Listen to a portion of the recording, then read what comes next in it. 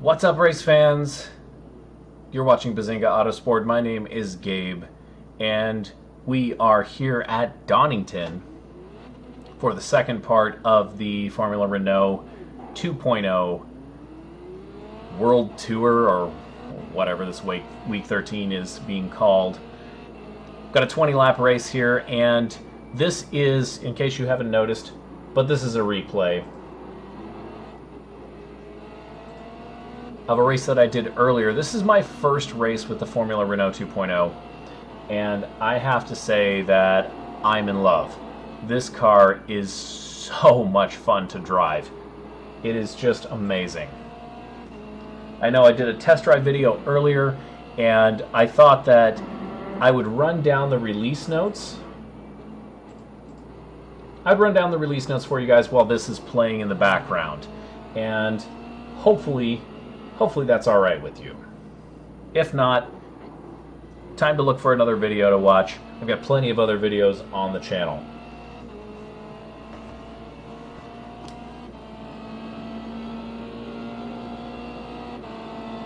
So without further ado, let's go ahead and get started. We've got the 2016 Season 2 build. Features a massive number of changes to the sim. A few of them are going to be exhibited here in this video, and a few of them won't be, and I'll just have to share with you my thoughts and observations on those as we come up to them. Now, this video is designed so that you don't have to read the release notes. I've gone ahead and done that a couple of times now. In fact, this is the second take of this video because for some reason, for whatever stupid reason, the audio did not record last time. So we're going to give this a second try.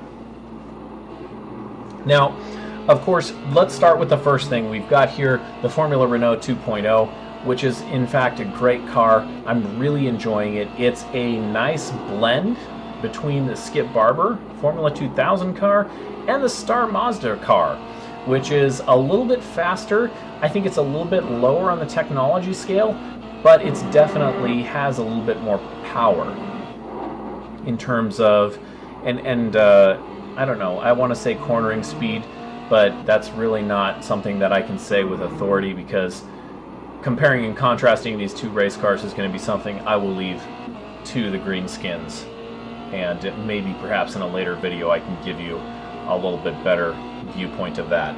But we've got four total new cars to check out on iRacing, and my test drive video, of course, I did do three of the new cars.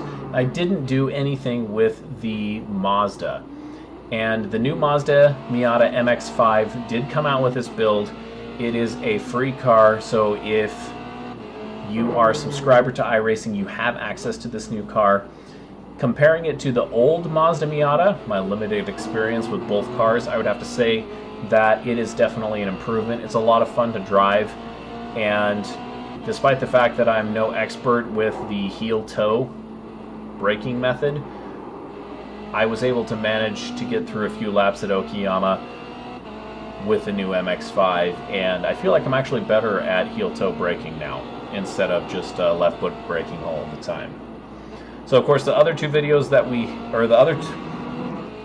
other three cars that came out with the sim, of course, the Formula Renault 2.0, which is being exhibited in this video, on top of the fact that we have two new GT3 cars, both of which are fantastic. I'm very excited to check out both of them in a little bit more detail. The Audi R8 and the Mercedes AMG. And I don't know all of the call sign letters and whatnot in each one of those cars. I'm not going to worry about that for the time being.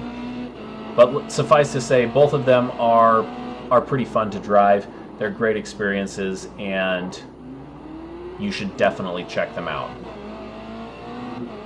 So both of those, or all four of those cars, have been added to the sim. I would like to throw something out there about the test sessions that I had done earlier today.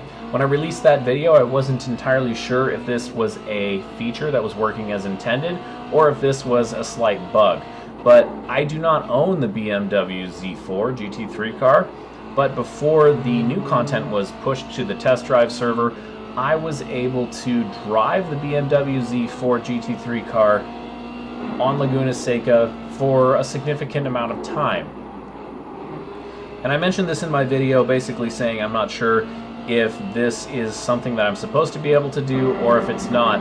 But iRacing has taken a page from the automobile industry in terms of selling cars and decided that, hey, if our servers are down, we're going to let you drive any car that you want.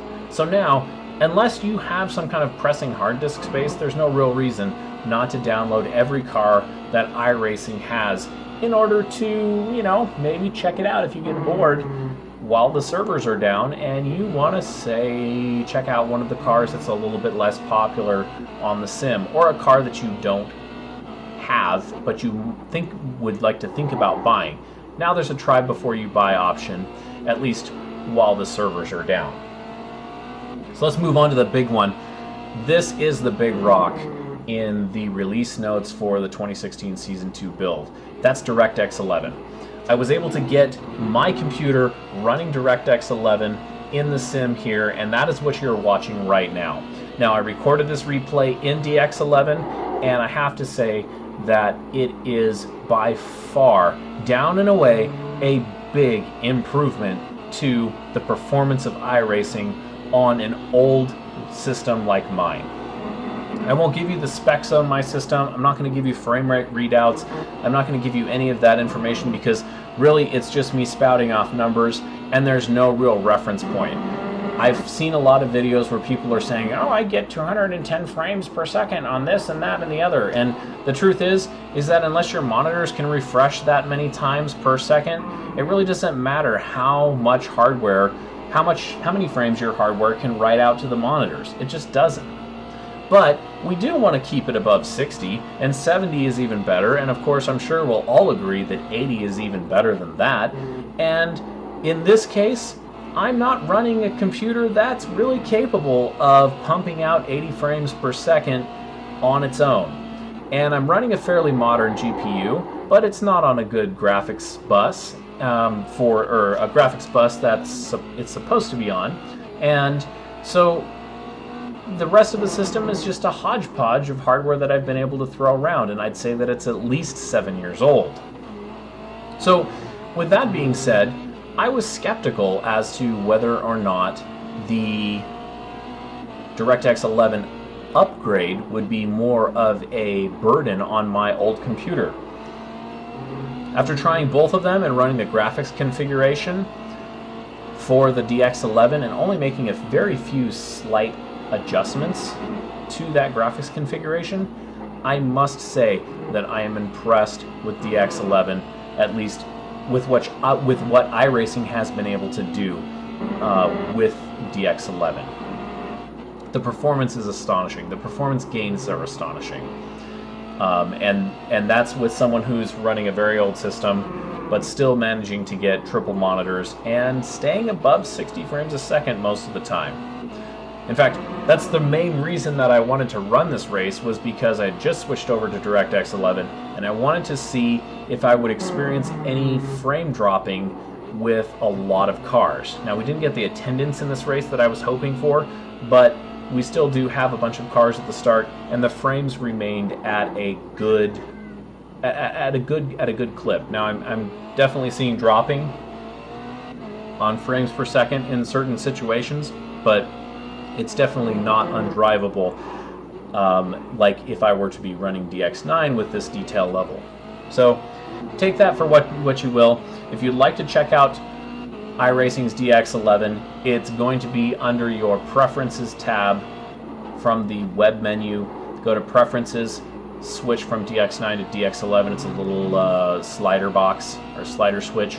And then also on top of that, you'll want to run the graphics configuration, which will hopefully set your graphics to the correct level. Hi. My cat wants to say something here in this video. You have something to say? No? Alright. Bazinga's walking away. So a couple of interesting features that iRacing is tooting their horn about here in the release notes is their website. A lot of people have been having problems with the website since the Season 1 build, and I can't say with authority that those issues have been fixed, but I know that for a fact that the database grabs when you go to get series results or something like that, and it takes forever. You're just waiting around wondering when these results are going to arrive in the mail.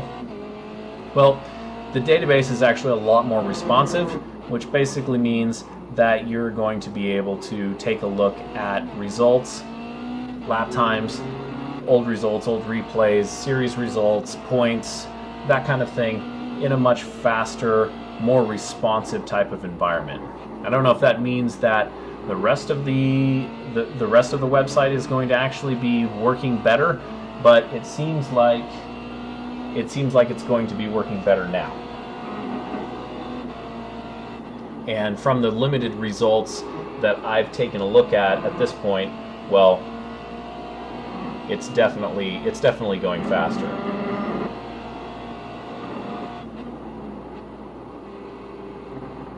So one thing that actually I think is fairly significant in this build that I'm not sure is going to be picked up on by quite a few people is a couple of things with the dynamic track. Now, I believe it was a couple of seasons ago we had the dynamic track update and everyone was really excited about this, and I was kind of surprised to not see any tweaks immediately to the system. But in this build we're getting a tweak, and that is that marble creation has been roughly doubled. Now, if that doesn't mean anything to you right now, I'll put it into a little bit simpler terms. Marble creation is what happens when you are going around a tight corner like this one here and your tires start slinging off rubber. These pieces of rubber accumulate in what are called marbles, and those marbles lay on the track. Now, for whatever reason, marble accumulation was not high enough, and I was actually kind of skeptical to the rate of accumulation earlier because it didn't seem like, at least for the longer races, that there was a lot of marbles building up. They definitely were building up, but if you really wanted to see a lot of marbles on the track, why, you needed to just increase the track usage and then run your session. Well, hopefully with this build, we're taking steps to solving that problem. I don't know if roughly doubled means 2.1 times the marbles, or 1.9 times the marbles, or 2.5 times the marbles, or 1.5 times the marbles. We'll have to see as this season progresses, but I really think that that's a positive direction for the sim. This is going to be something that's going to impact oval racing a little bit more than the road racing, because a lot of the road racing is so short. But I think that oval racing is definitely going to see almost an immediate impact for this change. Also, another huge update that iRacing has come up with is the improved netcode. Now, in my opinion, iRacing's netcode has been phenomenal. We can allow two drivers from completely different continents, say the United States or North America and Australia, to compete at a relatively close level. You're not going to be able to easily run side by side, but the netcode allows for you to do some pretty amazing things when you consider that both drivers have between 2 and 4 tenths of a second between them in terms of seeing where their cars are at on the racetrack. Well, netcode just got better, and that means that the server is able to send more information about I want to say enemy driver, but that's the best term that's coming into my head right now. An enemy driver's car, the movements, and what that car is doing on track.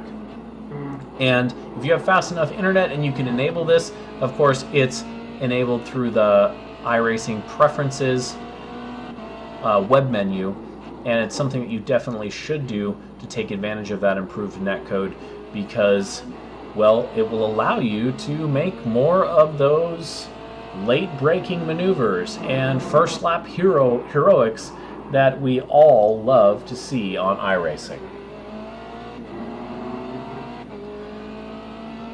Another little kind of side note for the graphics, we've got 2 pass trees enabled for all tracks. I'm not sure if this video actually features 2 pass trees. I'm thinking that these trees that we're driving by are more like 20 pass trees because we have a 20 lap race, but that's just really more of a cheap joke than it is anything else.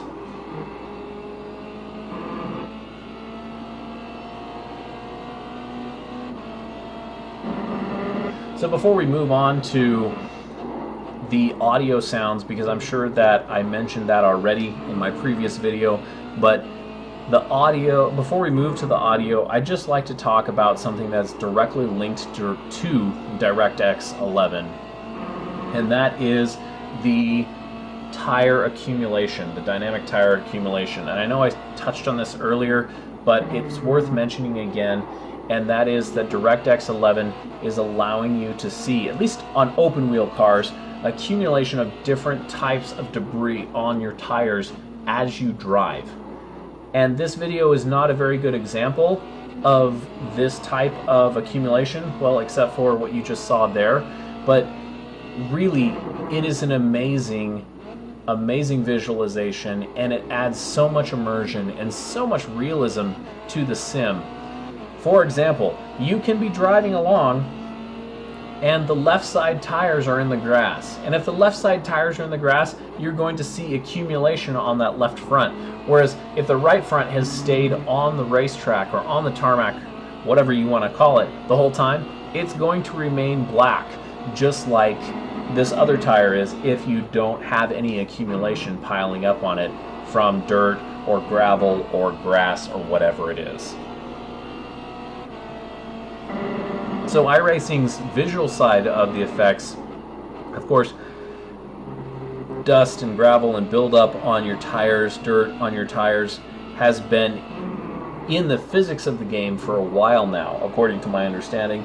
But now that there's a visualization for it, the open wheel guys are going to at least get to see that visualization in a very realistic and hopefully somewhat nicely modeled viewpoint, which I've got to say I'm really digging. A couple of other things that iRacing has done is it's tweaking its color of debris, basically based on where the material came from. And that basically means that stuff is tinted if it's dirt or gravel or grass with that particular substance. So I'm not sure how significant that is unless you're running a very high graphics setting, but it'll be very useful to see what's going on in the sim.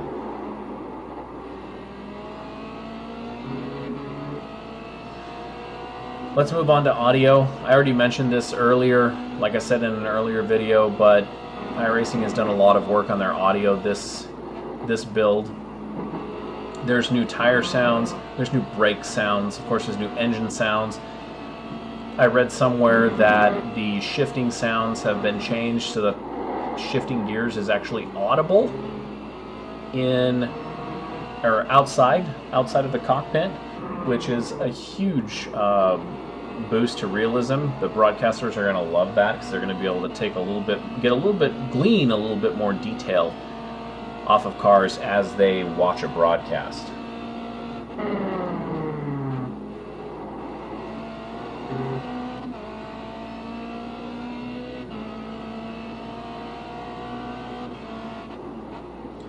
Something else that has to do with the improved netcode that iRacing is bringing to the table for the 2016 Season 2 build is the smoke and debris that is generated by opponents' vehicles can now be seen.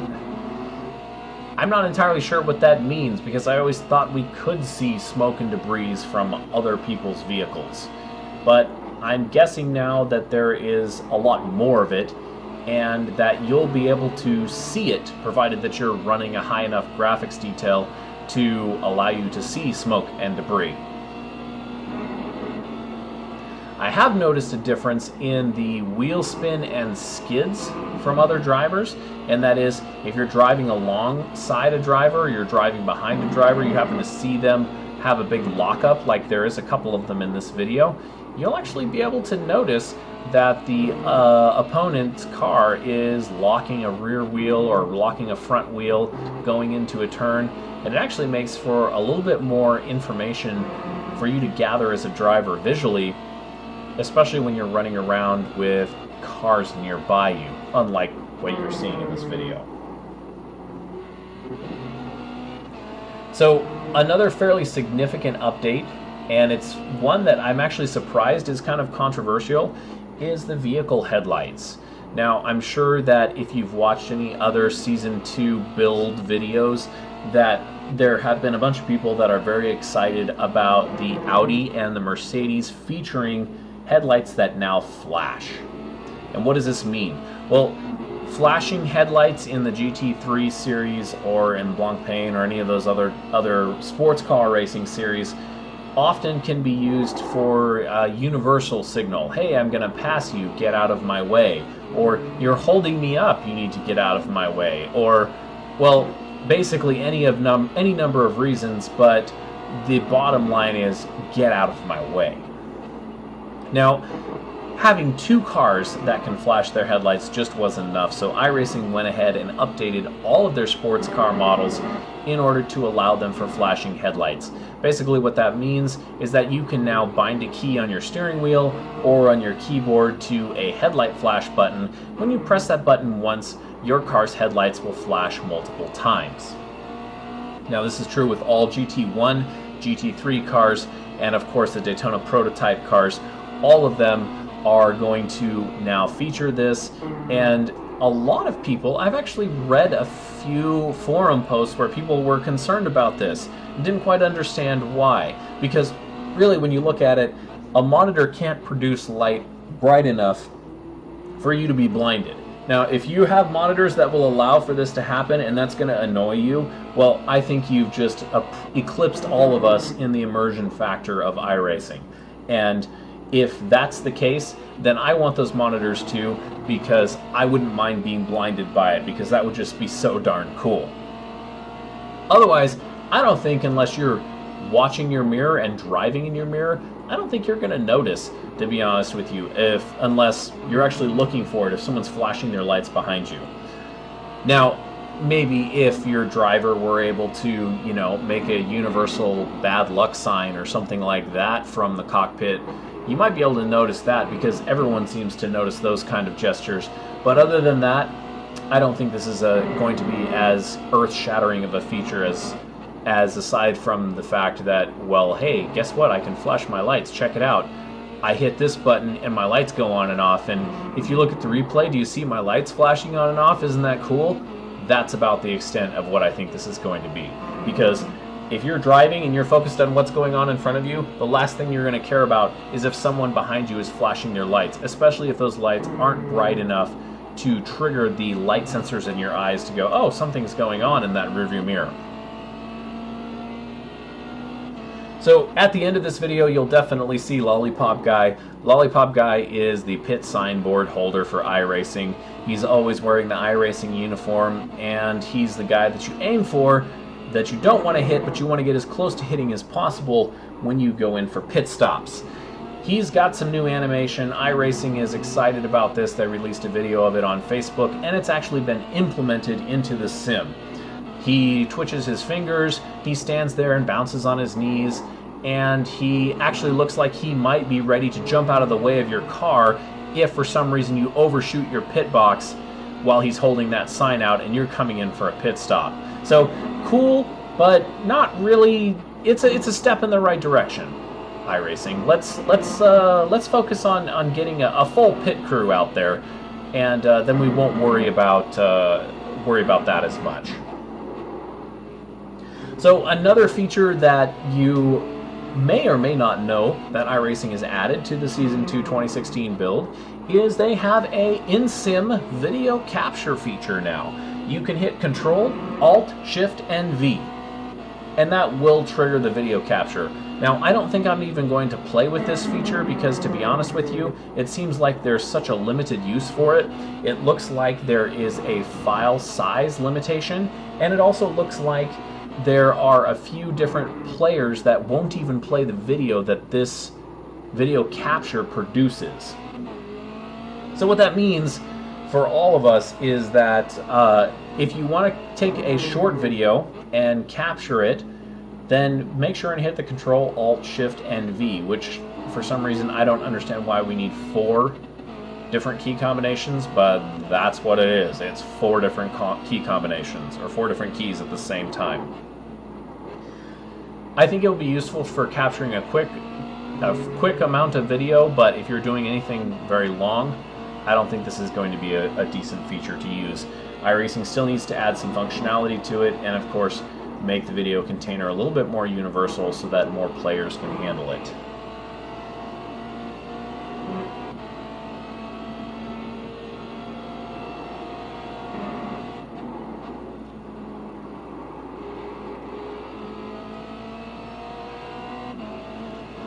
And so one of the other features, before I get to the specific car features that we've largely talked about already, but one of the other features that has been added to iRacing is that now session times are reported to 4 decimal places of accuracy.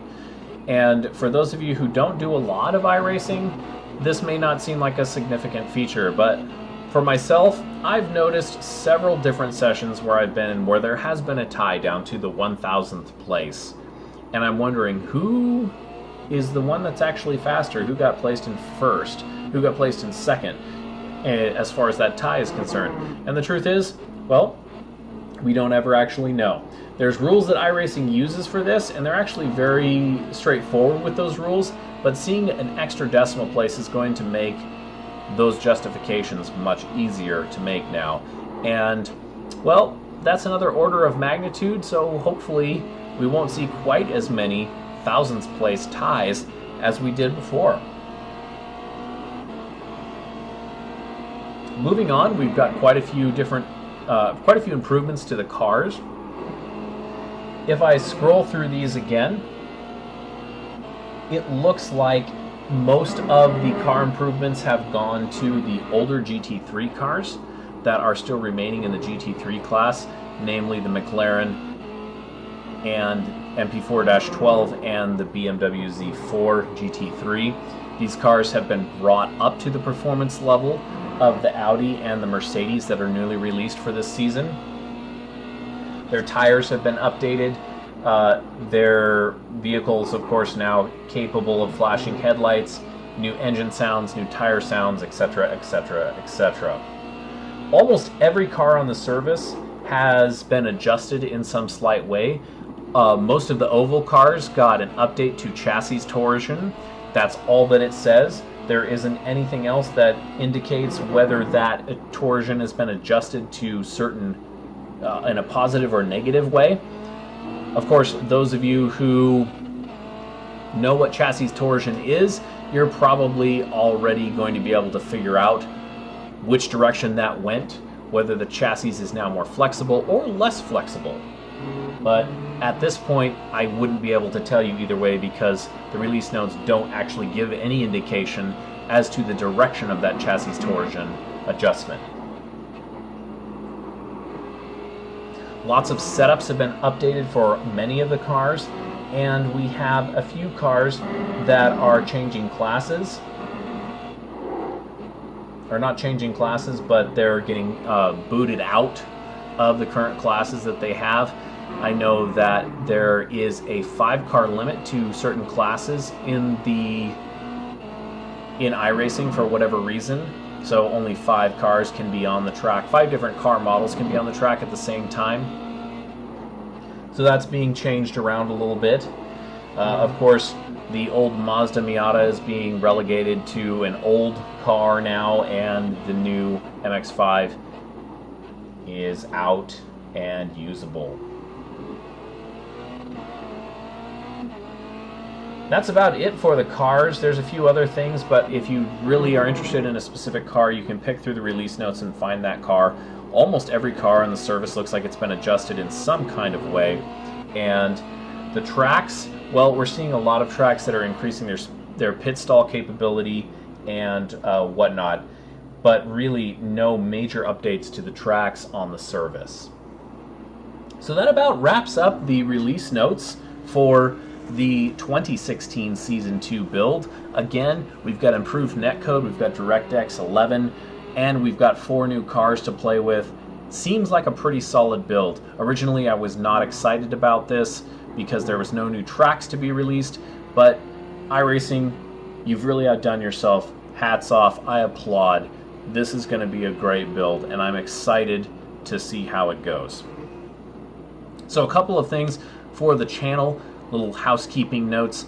You're definitely going to see continued coverage of the Skip Barber race series, my participation in that, my participation in the Camping World Truck Series fixed class, the C-Class NASCAR, and unless someone wants to send me setups that are at least decently competitive, we will be staying in fixed.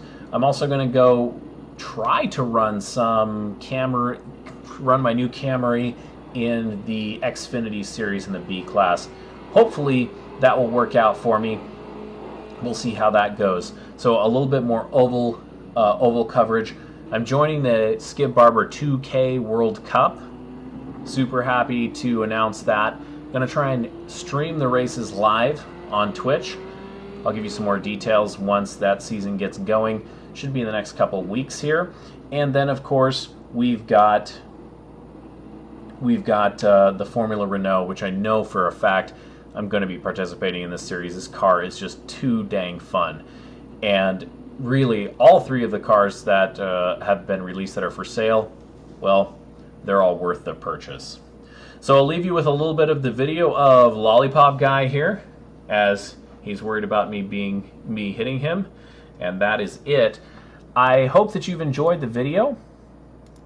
Thanks for riding along with Bazinga Autosport. I hope that well, I just said that, but I really do hope you've enjoyed the video. Hit the like button if you've enjoyed it, and subscribe to the video subscribe to the channel for more videos that feature races, actual races, in iRacing, and from here on out, we'll hopefully have expanded coverage of a lot of different events. But for sure, you'll see some Formula Renault, because, like I said, this is probably my new favorite car in the service. And, of course, the NASCAR Xfinity series, I'm definitely going to be taking a look at that. There's a couple of other series that I have tentatively marked a few events on my calendar for different tracks that I feel comfortable on that I'd like to take a look at, but we'll see how those go. Not quite sure which ones those are going to be or if I'm even going to have time, but the 4 series that I mentioned before are going to be the ones that I'm going to take a look at and definitely try and put some videos into them on the channel. So again, thanks for watching, like and subscribe. Thanks for riding along with Bazinga Autosport, and we'll see you next time. Enjoy week 13. Don't get into too much trouble, and get ready for Season 2 start, and it's going to be a great one. Switch to DX11 and enjoy the new look of the sim. Thanks for watching. We'll talk to you soon.